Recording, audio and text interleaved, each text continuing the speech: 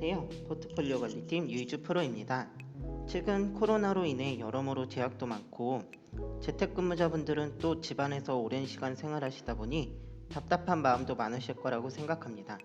그래서 이런 답답한 마음을 어느 정도 속 시원하게 풀어줄 수 있는 그런 책을 하나 소개해드릴까 합니다. 다음에 스트레스 설문조사 결과를 보시면 직장인의 10명 중 9명은 현재 스트레스를 받고 있으며 가장 큰 원인은 바로 대인관계에서 오는 것이라고 합니다. 이미지에서는 직장인에 한정되어 있기는 하지만 굳이 직장이 아니더라도 비슷한 느낌을 받을 때가 많으실 겁니다. 이미 옛날 옛적 조상님 시절부터 이런 대인관계에서 오는 스트레스를 예방하기 위한 사회적 약속으로 예절이란 걸 만들어 두었지만 실제로 이것을 지키는 사람이 별로 없기 때문에 스트레스가 발생하게 되는 것이죠. 하지만 더 화가 나는 건 요즘 학교에서 인성이나 예절을 가르쳐주지 않아서 그런 건지 대부분 그 스트레스를 받게 한 사람들이 정작 본인은 어떤지를 모른다는 겁니다. 그런 사람들에게 나를 대신해서 속 시원하게 한마디를 퍼부어주는 책, 바로 김불꽃 작가의 예의 없는 응응응 때문에 열받아서 쓴 생활예절입니다.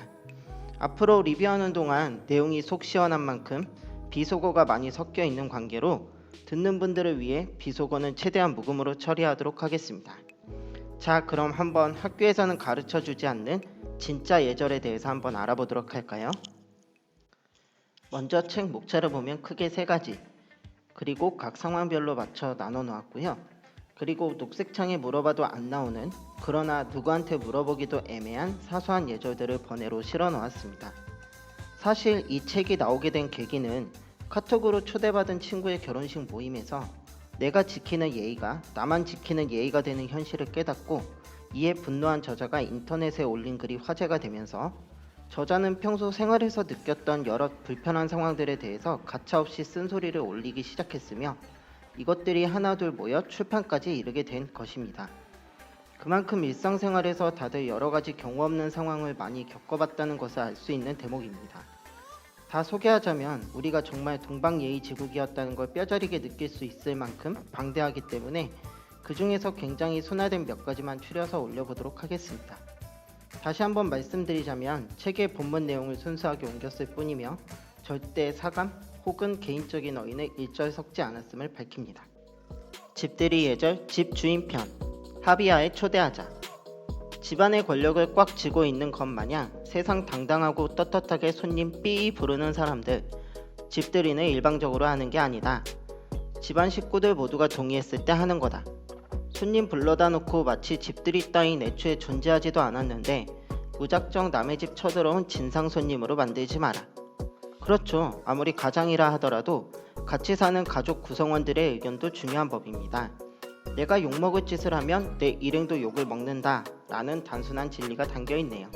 고부간 예절 시어머니 편, 며느리에게 아내, 며느리의 도리를 강요하지 마세요.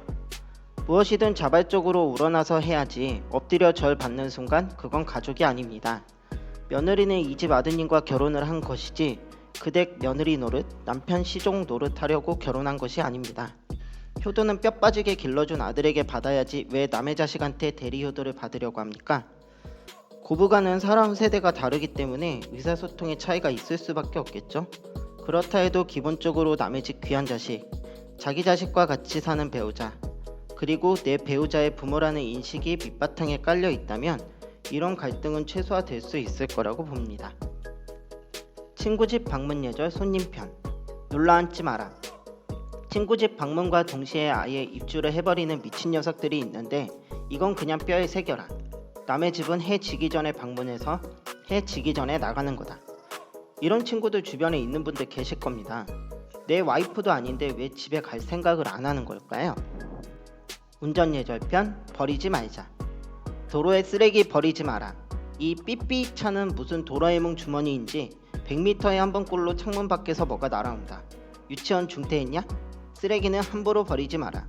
그리고 입에서 나오는 쓰레기도 조용히 주워 삼켜라. 이건 기본이다, 기본. 다들 썬팅을 진하게 해놔서 그런지 운전하다 보면 참 경우 없는 사람들이 많이 보입니다. 하지만 명심하세요. 요즘엔 블랙박스가 잘 되어 있고 얼굴은 안 보여도 번호판은 잘 보인다는 사실을. 이 외에도 번외편에 실린 내용 중 사회적 논란을 가져올 수 있는 난해한 질문에 대해 명쾌하게 해답을 내려준 사례가 있어 두 가지만 소개해 볼까 합니다. 첫 번째, 6명의 대가족일 경우 치킨을 한 마리만 시키면 다리는 누가 먹게 될까요? 작가의 말, 순살을 시키자. 이 외에도 1인 1닭이 기본인데 싸움이 왜 나는지 모르겠다는 독자 의견도 있었다고 합니다. 두 번째, 욕탕에서 탕에 들어가기 전에 꼭 샤워하라는 안내 문구를 어디서든 볼 수 있죠. 하지만 이때 머리까지 감아야 할까요? 작가의 말, 머리를 감기 싫으면 머리라도 묶자. 그렇죠. 항상 다른 사람 입장에서 생각해 본다면 싸움이 날 일이 없습니다. 어떠셨나요? 공감하는 부분들이 있으셨나요?